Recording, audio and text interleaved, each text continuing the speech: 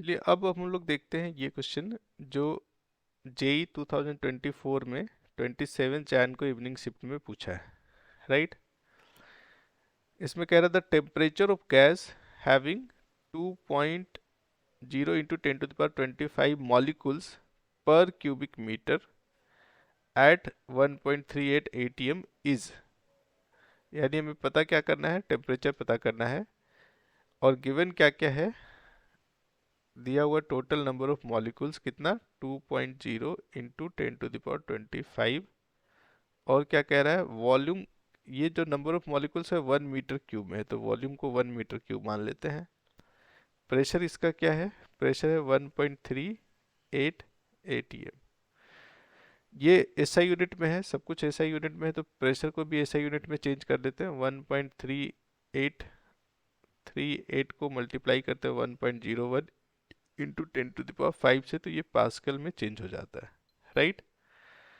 और अप्रोक्सीमेशन में आप इसको लिख सकते हैं 1.38 इंटू 10⁵ पास्कल। ये हमारा प्रेशर गिवन है। और कोई चीज़ दिया हुआ है, बोल्ट्जमैन कांस्टेंट दिया हुआ है कि इसको आपको लेना 1.38 इंटू 10⁻23, ये भी ऐसा यूनिट में है। ये सारे चीज़ें हमें गिवन है। और फाइंड क्या करना है, हमें बताना है टेम्परेचर क्या होगा, और वो भी एब्सोल्यूट यूनिट में। प्रेशर मालूम है, वॉल्यूम मालूम है, नंबर ऑफ मॉलिक्यूल्स गिवन है, और टेम्परेचर पता करना है।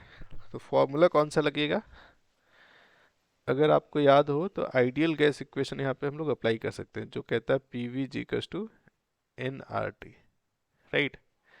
पर आप कहेंगे सर P गिवन है, V गिवन है, T तो हमें फाइंड ही करना है, पर ये नंबर ऑफ मोल्स और R नहीं गिवन है। तो नंबर ऑफ मोल्स के लिए नंबर ऑफ मॉलिक्यूल्स दिया गया है, और R के लिए यहाँ पे K की वैल्यू दिया हुआ है। पर यहीं पे लोग फंस सकते हैं। कैसे फंसेंगे,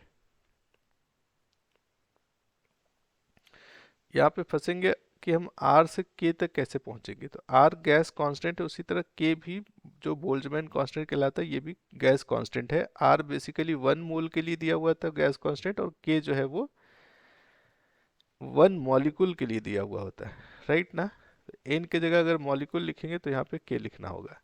या फिर आप ऐसे कहिए कि अगर एक मॉलिक्यूल का गैस कांस्टेंट K है तो 1 मोल में कितना मॉलिक्यूल होता है, एवोगाड्रो नंबर के बराबर। तो Na इंटू के जो होगा वो R के बराबर होगा, राइट।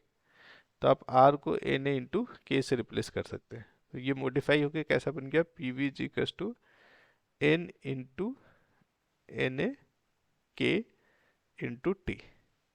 अब इस N का क्या करें, टोटल नंबर ऑफ मोल्स का फॉर्मूला आपको मालूम होगा, number of molecules divided by Avogadro number, ये टोटल नंबर ऑफ मोल्स बताता है, into Na into K into T. Na से Na गया, इसीलिए मैं कह रहा था कि अगर आप टोटल नंबर ऑफ मोल्स की जगह पे नंबर ऑफ मॉलिक्यूल्स लिखते हैं तो R की जगह पे K लिखना है, बस इतना ही सा चेंज करना है। अब सब कुछ गिवन है, T के लिए PV गिवन है, N इंटू के भी गिवन है ना।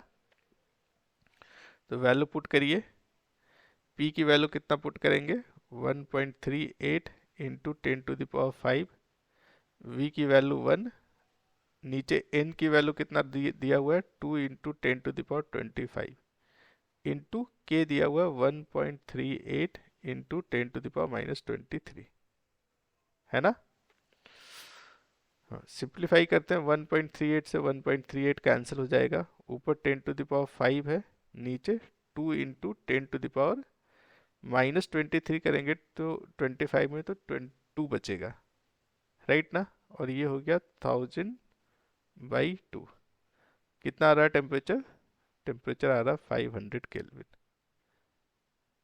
कोई ऑप्शन मैच कर रहा है, यहाँ पे हमारा थर्ड ऑप्शन सही आंसर होगा, राइट।